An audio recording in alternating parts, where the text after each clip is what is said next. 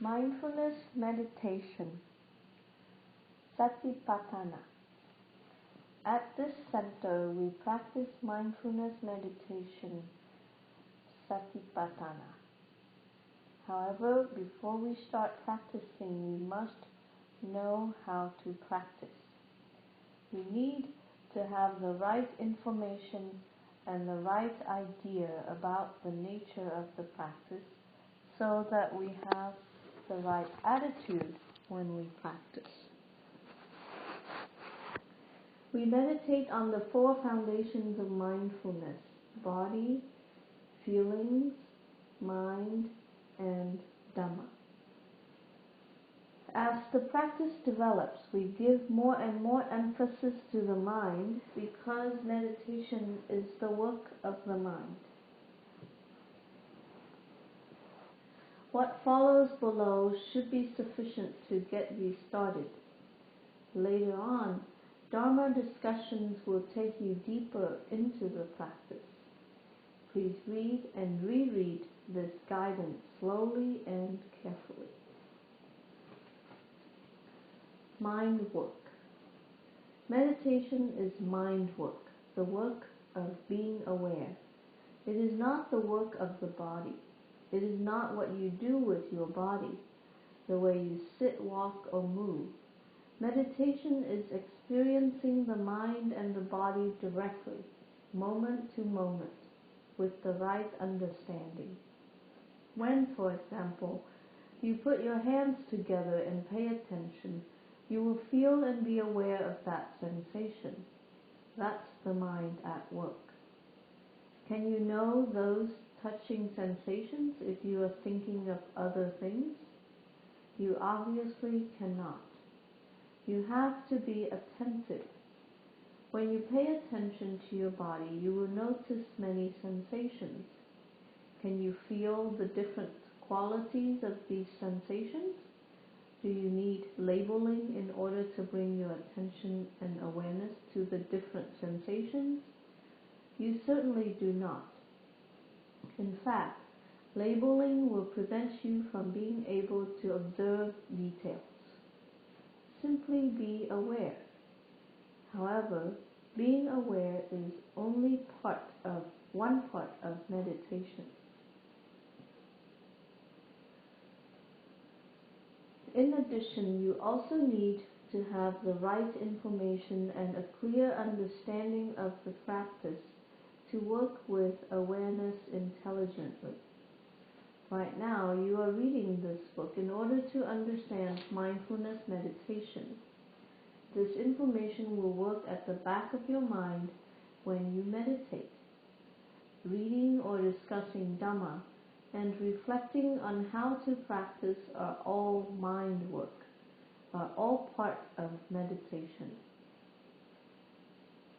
Continuity is vital for this practice, for meditative mind work. You need to remind yourself to be aware all day long. So watch yourself everywhere, all the time. When sitting, walking, cleaning, talking, anything you do, watch it, know it, be aware of what is going on. Relax. When doing mind work, you should be relaxed and practice without tension, without forcing yourself. The more relaxed you are, the easier it is to develop mindfulness. We do not tell you to focus, concentrate, or penetrate because it suggests the use of excessive energy. Instead, we encourage you to observe, to watch, to be aware or pay attention. If you are tense or find yourself getting tense, relax. There is no need to make a forceful effort. Right now, are you aware of your posture? Are you aware of your hands touching this book? Can you feel your feet? Notice how little energy or effort you need to know any of this.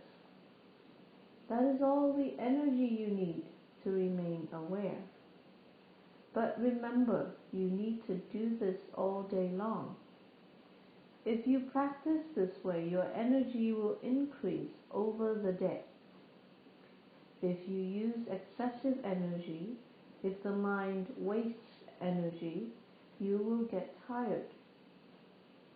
In order to be able to practice continuously, you just need to keep reminding yourself to be aware.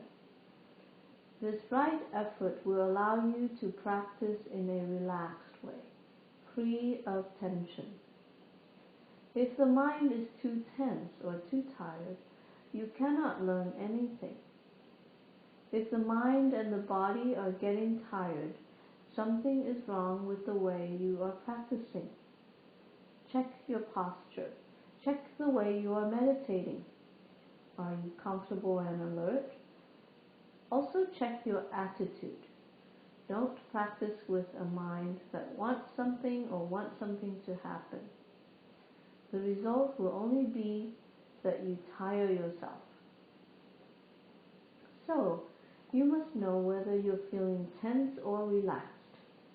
Check this repeatedly throughout the day. If you feel tense, observe the tension. If you don't do this, tension will grow. Once you feel relaxed, you can meditate more easily. Right attitude. Being relaxed and aware is essential, but it is also very important to have the right attitude, the right frame of mind. What does having the right attitude mean? Having the right attitude is a way of looking at things that makes you content, comfortable, and feel at ease with whatever you are experiencing. Wrong ideas, wrong information, or ignorance of the defilements affect your attitude. We all have wrong attitudes. We cannot help having them. So do not try to have the right attitude. Instead, try to recognize if you have the wrong or the right attitude. It is important to be aware when you have right attitudes, but it is even more important to recognize and investigate your wrong attitudes. Try to understand your wrong attitudes, find out how they affect your practice, see how they make you feel. So watch yourself and keep checking to see what state of mind you are practicing with. Right attitude allows you to accept, acknowledge, and observe whatever is happening, whether pleasant or unpleasant, in a relaxed and alert way. You have to accept and watch both good and bad experiences. Every experience, whether good or bad, gives you a learning opportunity to notice whether the mind accepts things the way they are, or whether it likes, dislikes, reacts, or judges.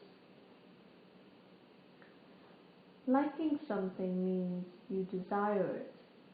Disliking something means you have an aversion to it. Desire and aversion are defilements that arise out of ignorance. Ignorance or delusion is a defilement too.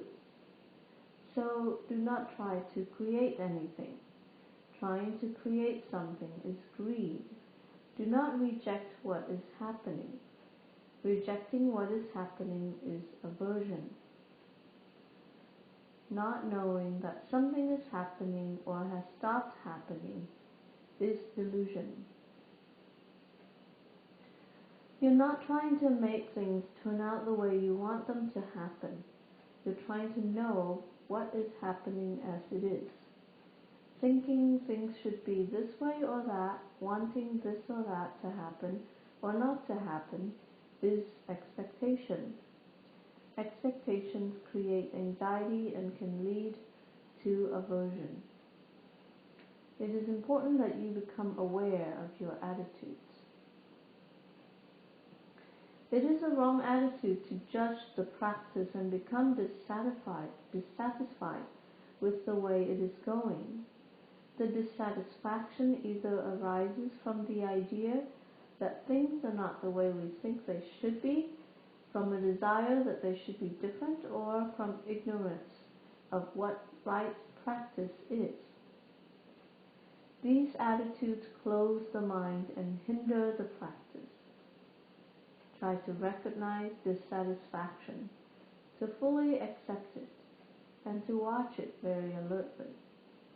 During this process of observation and exploration of the experience of dissatisfaction, its causes could become clear.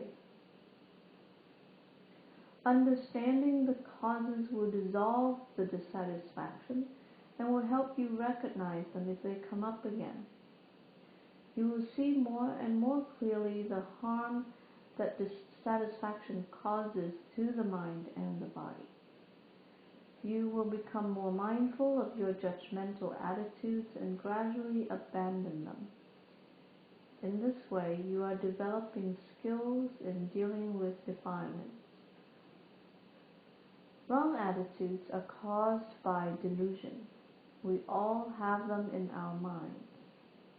All wrong attitudes are the defilements, craving, and aversion, or any of their relatives such as elation, sadness, or worry. Not accepting defilements will only strengthen them. The defilements hinder your progress in meditation and prevent you from living your life fully. They also prevent you from finding true peace and freedom. Don't look down on the defilements. They will laugh at you. Look out for the defilements. Get to know the defilements that arise in your mind. Observe and try to understand them. Do not attach to them. Reject or ignore them. And do not identify with them.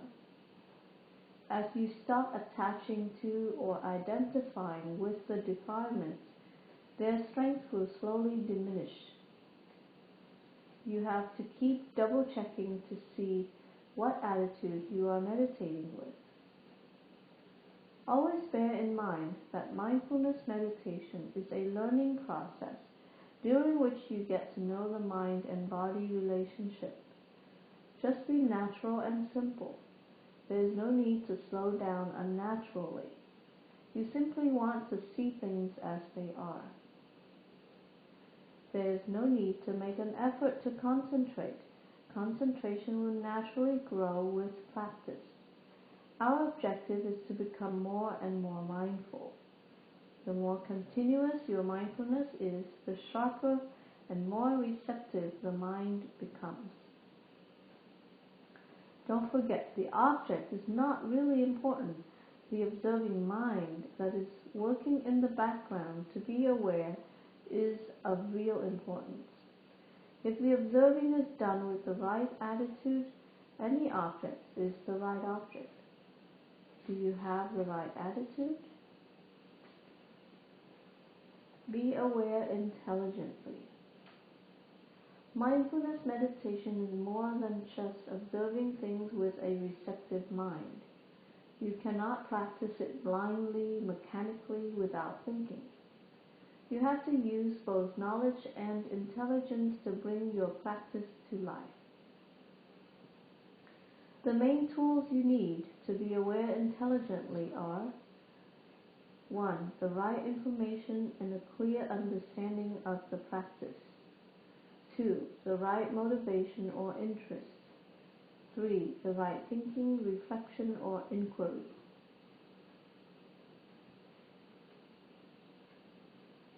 Right information and a clear understanding of the practice is what you gain from reading relevant texts and from Dhamma discussions.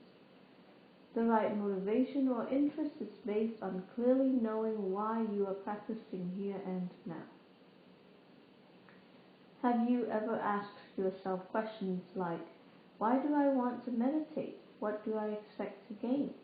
Do I understand what meditation means? Right motivation and interest will grow out of your answers to these questions. Right information and right motivation will have a strong influence on the way you think or reflect when practicing. They enable you to ask intelligent questions at the right moment.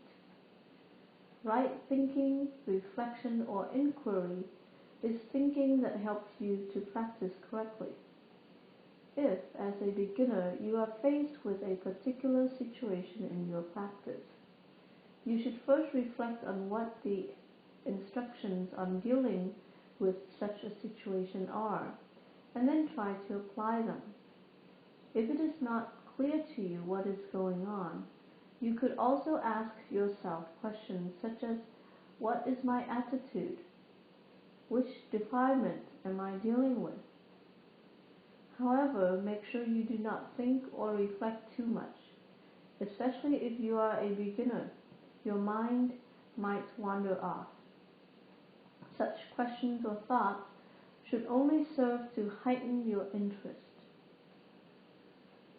Even if you have the right information, the right motivation, and made the right reflections, you could still make mistakes.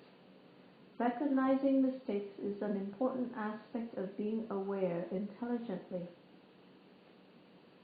We all make mistakes. It is natural to do so. If you find you have made a mistake, accept and acknowledge it. Try to learn from it. As your mindfulness becomes more and more continuous, your interest in the practice will grow. Being aware intelligently will help you to deepen your practice, to come to new understandings. Ultimately, it will help you to fulfill the objective of mindfulness meditation, which is vipassana insights. Mindfulness meditation is a learning process. Use your awareness intelligently.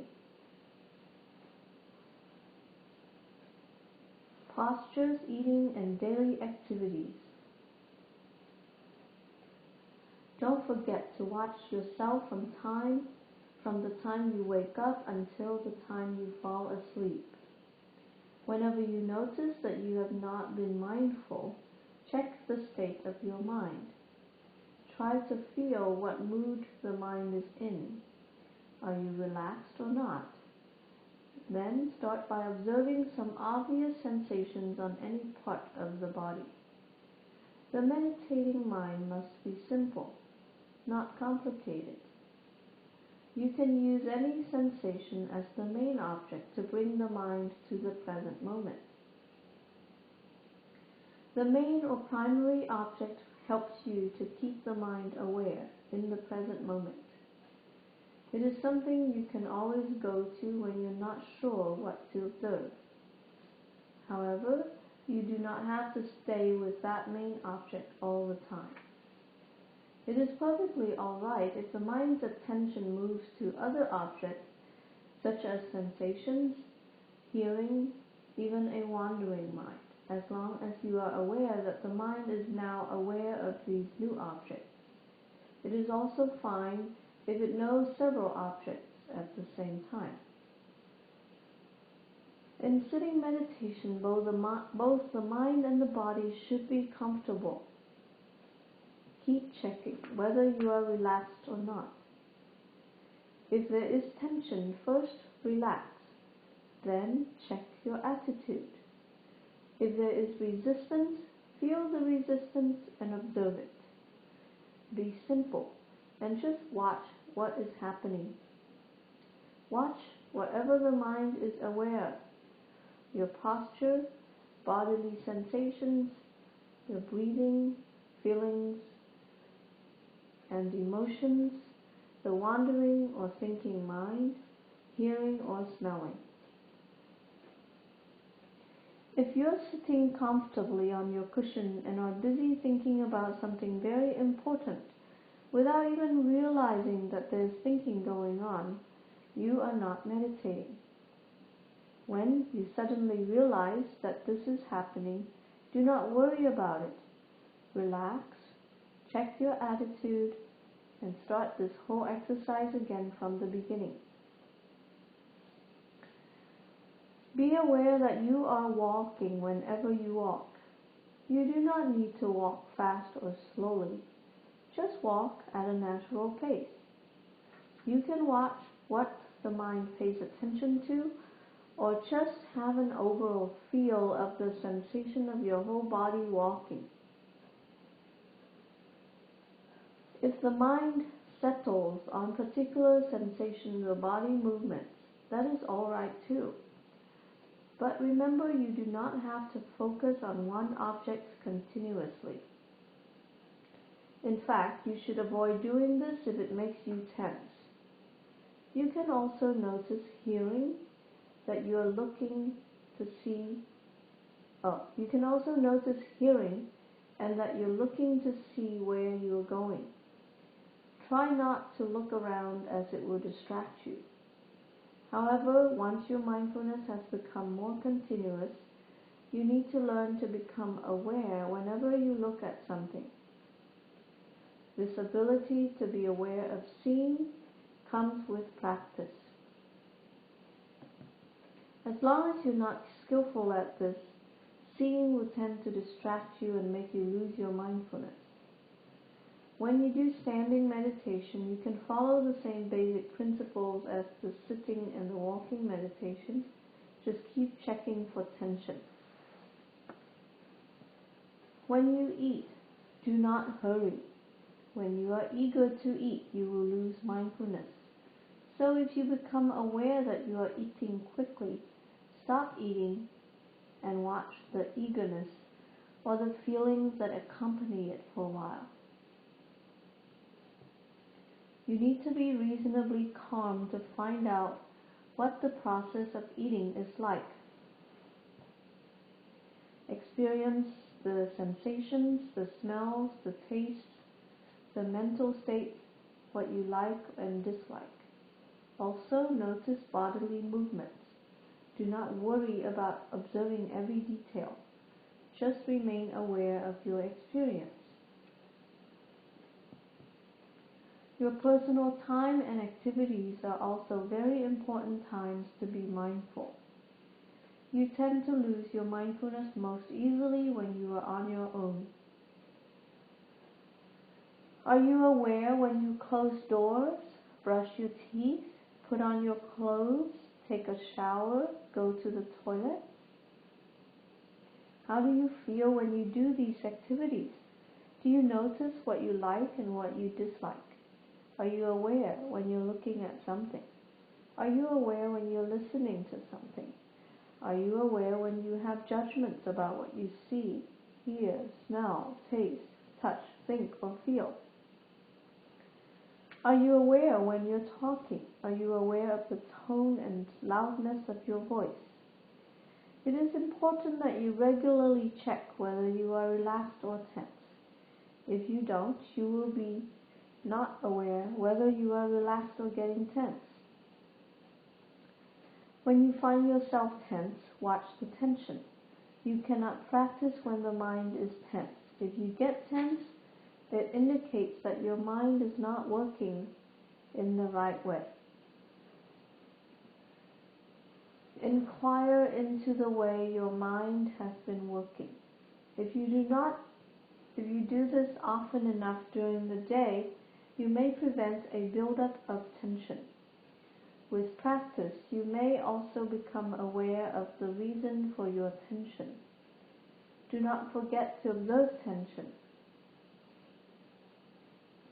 If you become tense easily, do lying down meditation once a day.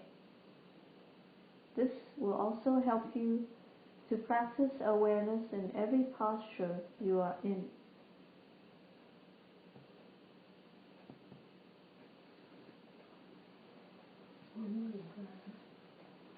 Wandering mind, sounds. When the mind is thinking or wandering, when a sound keeps catching your attention, just be aware of it.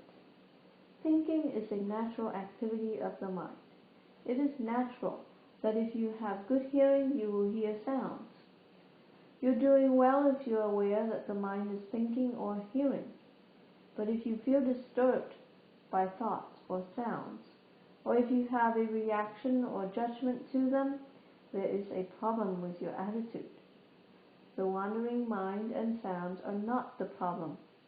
Your attitude that they should not be around is the problem.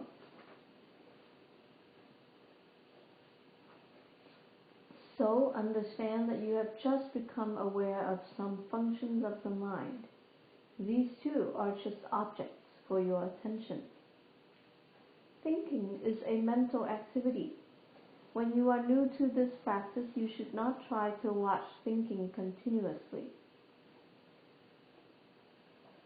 Neither should you try to avoid observing thoughts by immediately going to your primary meditation object. When you realize that you are thinking, always pay attention to the thought first, and then remind yourself that a thought is just a thought. Do not think of it as my thought. Now you can return to your primary meditation object. When you feel disturbed by the thinking mind, remind yourself that you're not practicing to prevent thinking, but rather to recognize and acknowledge thinking whenever it arises. If you're not aware, you cannot know that you are thinking. The fact that you recognize that you're thinking means that you are aware. Remember that it does not matter how many times the mind thinks, wanders off, or gets annoyed about something, as long as you become aware of it.